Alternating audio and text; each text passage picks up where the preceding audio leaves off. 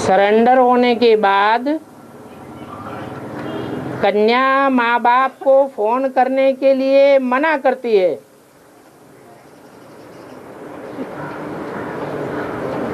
तो भी माँ बाप उसको फोन करते हैं। क्या इसका माँ बाप के ऊपर बोझा चढ़ता है?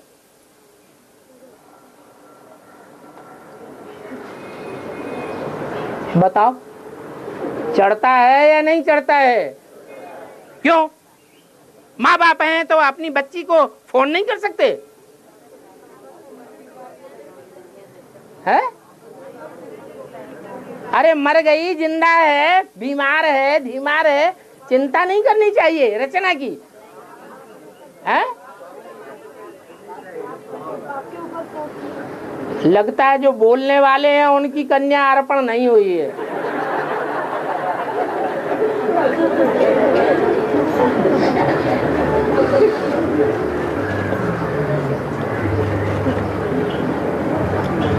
मुरली में बोला है माँ बाप होते हैं बच्चों के दुश्मन। क्यों बोला है? क्या ऐसा है? माँ बाप बच्चों के दुश्मन होते हैं? हैं? अरे हाँ, खास करके माताओं के लिए तो खास बोला है। माता में अगर मोह का विकार खत्म हो जाए तो समझो माताएं विजयी हो गई।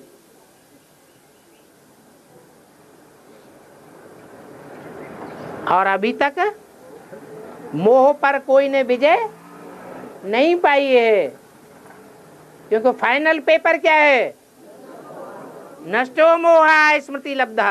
अभी तो पेपर ही नहीं शुरू हुआ, तो विजय पाने की तो बात ही दूर।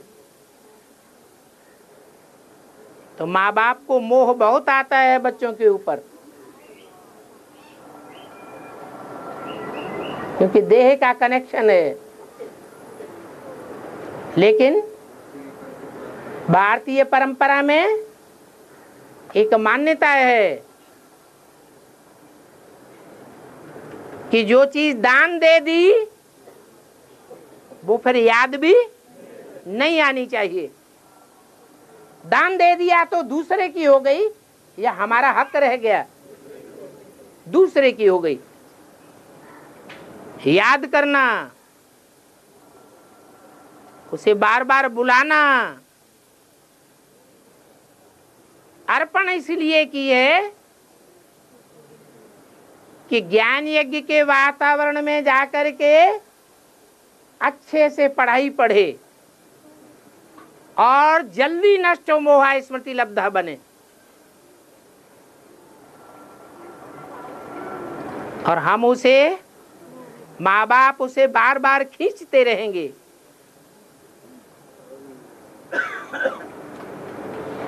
पुरानी दुनिया की याद दिलाते रहेंगे,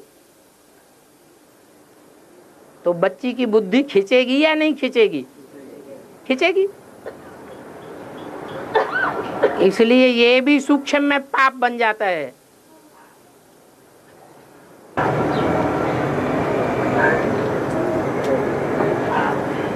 क्या क्या लिख दिया है? 1947 में जगदम्बा ने शरीर छोड़ा तो 1965 में पंजाब में शरीर लिया। अरे ऐसे होता है क्या? बीच में सूक्ष्म शरीरधारी भूत प्रेत बन गई है? अरे मम्मा तो ज्ञानी तू आत्मा थी।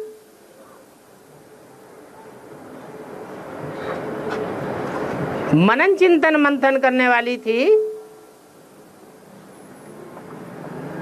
वो सूक्ष्म शरीर धारण कर सकती थी उस समय।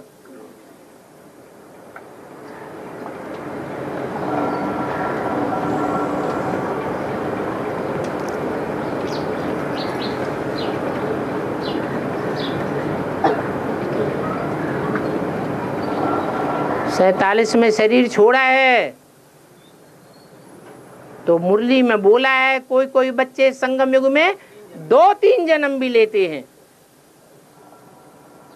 तो जरूर 47 से लेकर के 66 तक इन 20 वर्षों में कहीं जन्म लेकर के पार्ट भी बजाया है।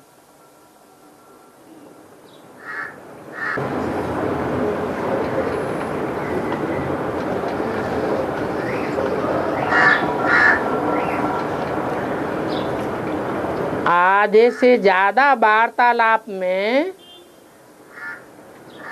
शास्त्रों के बारे में प्रश्न पूछे जाते हैं। अब हमने तो कभी शास्त्र पढ़े नहीं है, बस कोई कोई के नाम पता है। अब ऐसे में क्या एक अच्छी ज्ञानी तू आत्मा बनने के लिए शास्त्रों का ज्ञान हमें होना जरूरी है, या बाबा जो मुरली में बताते हैं उतना ही काफी है?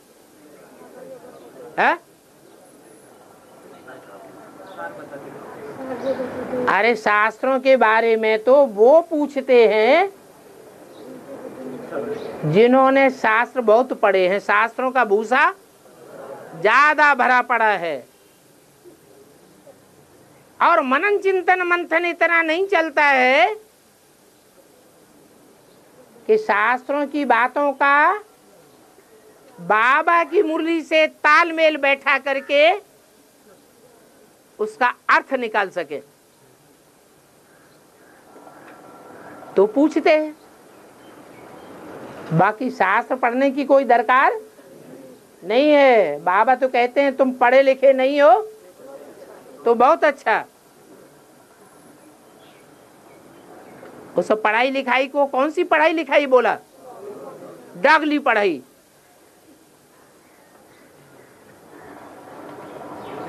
और शास्त्रों की पढ़ाई से तो कुछ भी फायदा नहीं।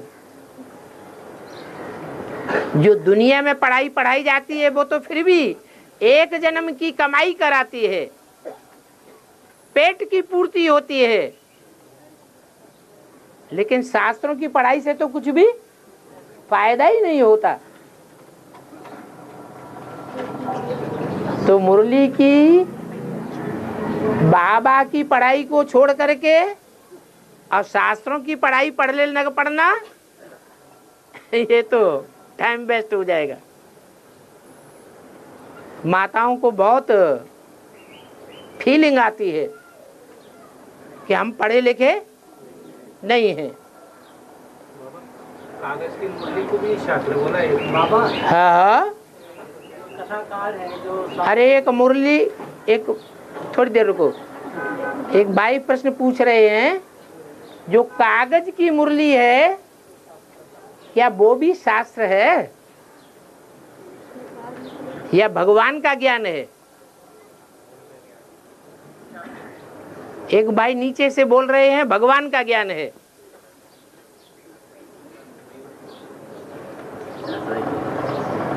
सिक्सटी 69 तक जो हम मुरलियां पढ़ते रहे तो उन मुरलियों के पढ़ने से, महावाक्यों के पढ़ने से क्या रचयिता बाप और उनकी रचना की पहचान मिली? वो कागज के पत्ते नहीं थे उस समय, है? थे। और अभी कागज के पत्ते हैं या नहीं? अभी भी कागज के पत्ते हैं। अब ज्ञान मुरली हो गई, तब वो कागज के पत्ते ज्ञान मुरली नहीं थे। ऐसे है? अर्थ पूछ, अनर्थ में थे अभी तक, इसलिए मुरली पढ़ते थे। एक मुरली में आया था क्या? जो कागज की मुरली है वो तो शास्त्र नहीं है, है? जब मुरली के महावाक्य जो कागज में छप करके आए हैं और उसका अर्थ ही नहीं समझा, सारे ही मुरली के महावाक्य पढ़ लिए, कागज के पत्ते पढ़ लिए और बाप की पहचान नहीं हुई। तो वो शास्त्र है या भगवान का ज्ञान है? शास्त्र ही है। अभी भी बहुत से ऐसे हैं एडवांस में चलने वाले, अभी भी क्या कर रहे हैं? कागज की मुरली पढ़ने में ज्यादा मजा आता है, जबकि बाबा ने मुरली में ही, उस कागज की मुरली में ही लिखा हुआ है। क्या लिखा हुआ है? जो डायरेक्ट मुख से सुने वो फर्स्ट क्लास ज्ञान, फर्स्ट क्लास पढ़ाई। जो टैप रिकॉर्डर से सुनेंगे वो सेकंड क्लास पढ़ाई भगवान की। और जो कागज के पत्तों पर पढ़ते हैं या कागज के पत्तों पर पढ़ा हुआ सुनते हैं वो है थर्ड क्लास पढ़ाई।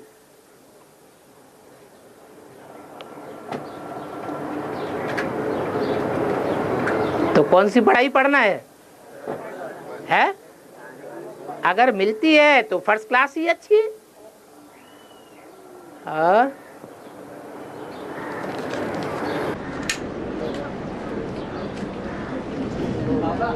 है लौकिक पढ़ाई है, जो लौकिक पढ़ाई है उससे एक जन्म की पेट पूर्ति होती है और शास्त्रों से कुछ नहीं मिलता उससे है।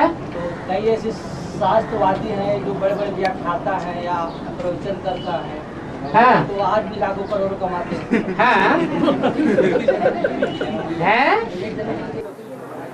हाँ, अनेक जन्म की कमाई कमाते हैं। हाँ, लौकिक जो पढ़ाई है वो भी एक जन्म के लिए, हाँ, और जो प्रवचन करता है हाँ, वो भी लौकिक कमाई करके वो भी प्रवचन करके लाखों करोड़ों कमाते हैं, वो भी एक ही जन्म के लिए। हाँ, तो बाबा ने बताया कि मतलब उससे प्राप्ति नहीं है कुछ।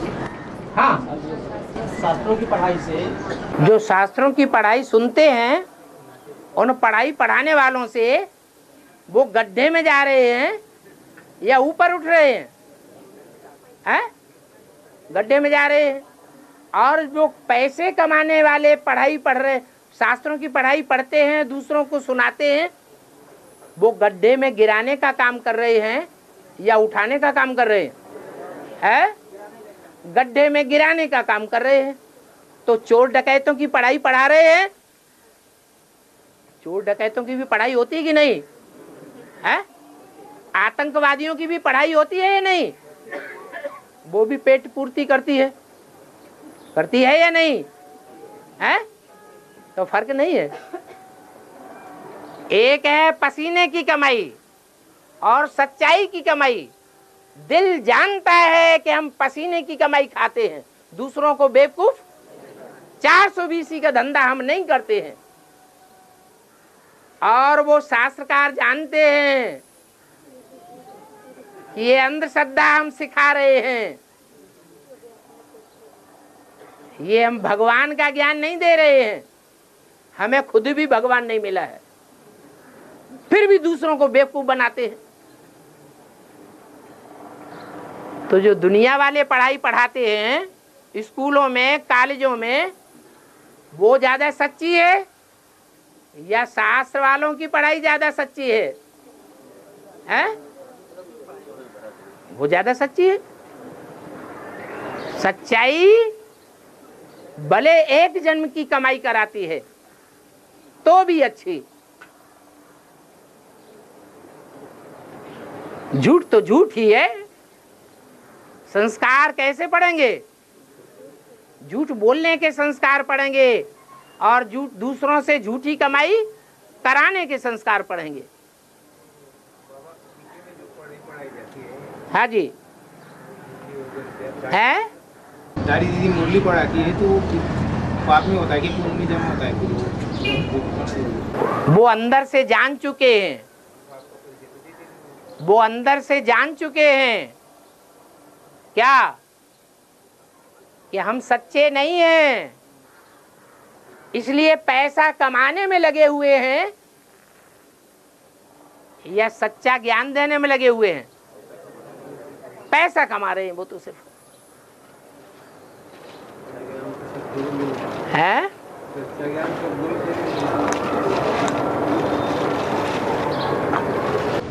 और बाबा एक साकारवाणी में आया है, बाबा एक साकारवाणी में आया है कि अज्ञान काल में हमने तुमने जो किया वो याद तो रहता है ना, फलाने फलाने को मारा ये भी तो याद आता है।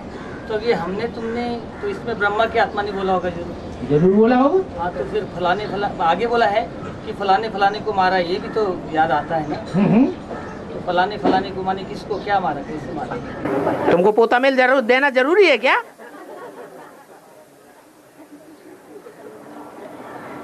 माने ब्रह्मा बाबा इनको एक एक का नाम बताएं कि हमने किसकी किसकी हत्या की। आपको क्यों बताएं? नहीं बताते, बस इतना बता दिया हमारा। और एक जनरल बात बताई हमने, तुमने, सामने वाले भी शामिल है। हाँ। और हाँ,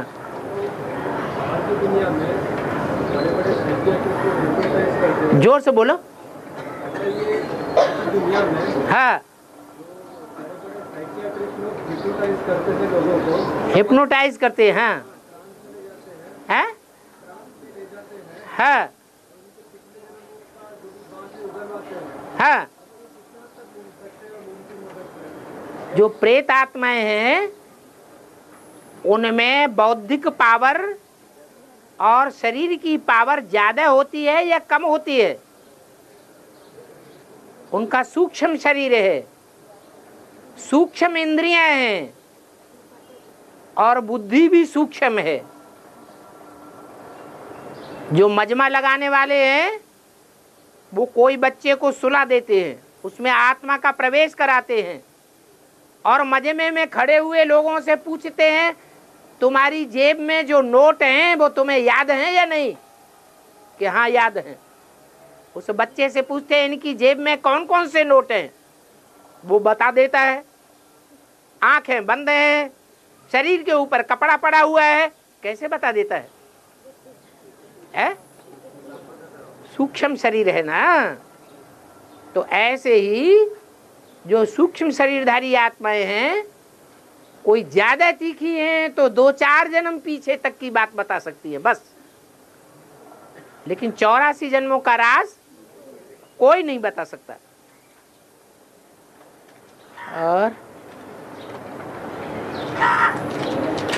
बाबा सीढ़ी के चित्र में जहाँ भारत लेटा हुआ है उनके नीचे कुछ सीढ़ी टूटी हुई दिखाई है। सीढ़ी के चित्र में जहाँ भारत लेटा हुआ है, हाँ, और उनके नीचे जो सीढ़ियाँ टूटी हुई है, सीढ़ियाँ कटी हुई हैं। हाँ, उसका अर्थ है कि जो कटी हुई सीढ़ियों का हिस्सा है वो संगम युग में जाने दो।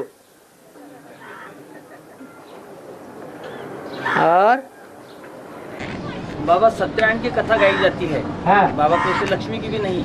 हाँ, जब कथा करते हैं तो लोग इसकी विष्णु चतुर्भुज की पूजा करते हैं। हाँ, सिर्फ नारायण तो होता नहीं, मतलब विष्णु चतुर्भुज में लक्ष्मी तो है ही है। हाँ। तो फिर लक्ष्मी को बाबा कंपेयर कैसे करते कि पूजा का कनेक्शन प्योरिटी से है क्या? और कथा का कनेक्शन, कथा का कनेक्शन जीवन कहानी से है। एक की जीवन कहानी सच्ची और उस एक के साथ देने वाला जो 84 जन्मों का भी साथी बल हो वो भी सच्चा नहीं है, वो भी झूठा है। विष्णु में जो 4 भुजाएं हैं और एक चलाने वाला, 5 आत्माएं हैं। उनमें चलाने वाला चैतन्य है, सत्य चित्त आनंद है, या 4 भुजाएं भी सत्य चित्त आनंद है? एक चलाने वाला ही सत्य है, चित्त माने चैतन्य है और आनंद मग्न है ज्ञान की पराकाष्ठा के कारण। बाकी 4 आत्माएं चार भुजाएं वो सत्य नहीं है सदैव, क्योंकि सदैव ज्ञानी नहीं है, कुछ न कुछ संशय आता रहता है। और पढ़ कौन पढ़ पाएगा? पढ़ के बताओ। पावन सजा से बनती है। आत्मा को पावन बनने के लिए आत्मा पावन कब बनती है? सजा खाने से, या पुरुषार्थ करने से, या बाप को याद करने से।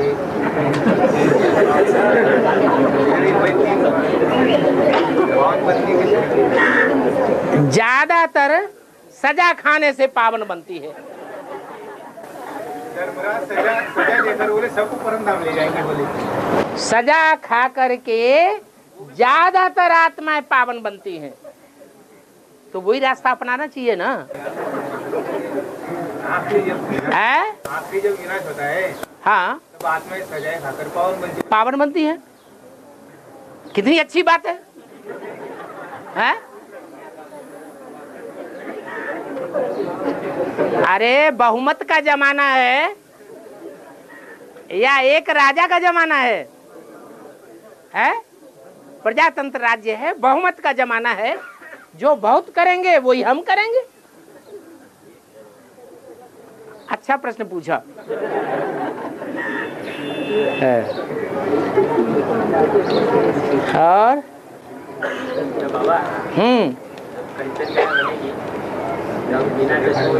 है क्यों? अभी चश्मा नहीं उतर जाता है बहुतों का? अरे आज की दुनिया में बहुतों का चश्मा उतर जाता है या नहीं? तो कंचन काया बने और चश्मा उतर जाए, क्या बड़ी बात है? ये बड़ी बात है?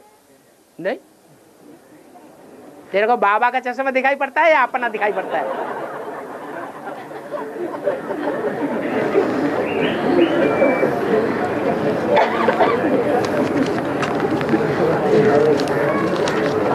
क्या है? पढ़ पाया? नहीं पढ़ पाया है?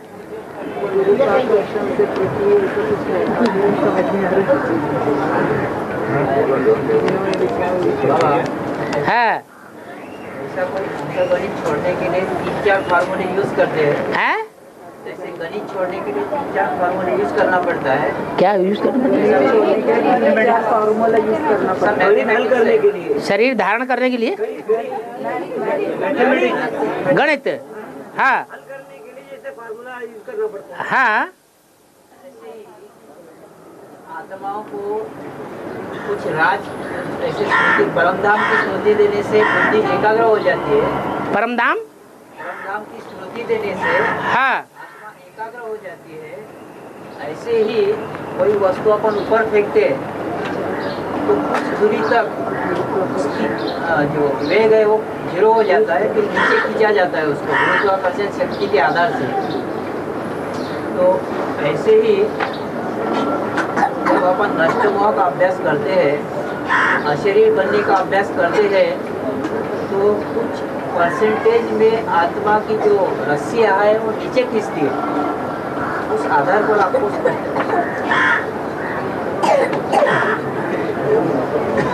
कमजोर आदमी है, पत्थर ऊपर फेंकेगा तो कम दूर जाएगा ना।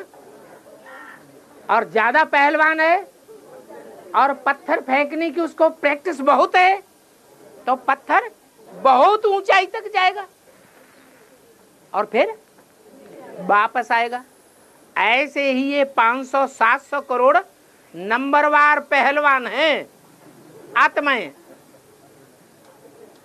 जो अपनी मन बुद्धि को इस शरीर के 5 तत्वों से, पृथ्वी के 5 तत्वों के आकर्षण से परे ले जाने का राजयोग से अभ्यास कर रहे हैं। जैसे पहलवान अभ्यास करता है ना, ज्यादा अभ्यासी पहलवान होता है तो बड़ा पहलवान बड़ा बन जाता है कि बिना अभ्यास के बन जाता अभ्यास से बन जाता है।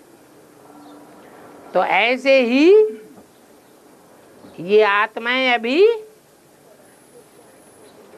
आकर्षण से परे जाने का अभ्यास कर रही है।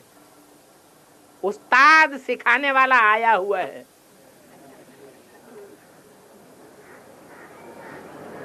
तुमको दुनिया का बड़े से बड़ा उस्ताद मिला हुआ है।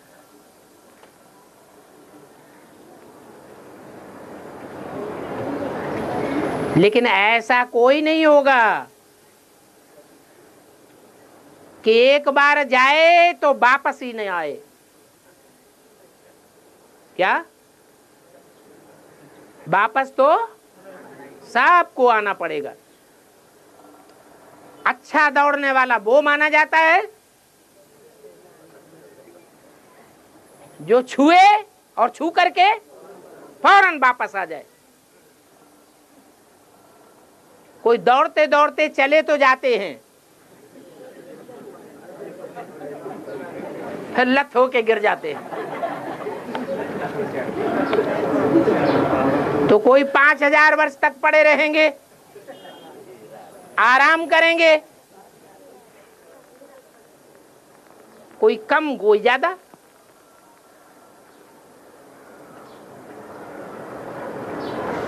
हीरो पार्टधारी वो है कि पहले जन्म में ही इस सृष्टि रूपी रंगमंच पर वापस आ जाए, उनमें भी नंबरवार। और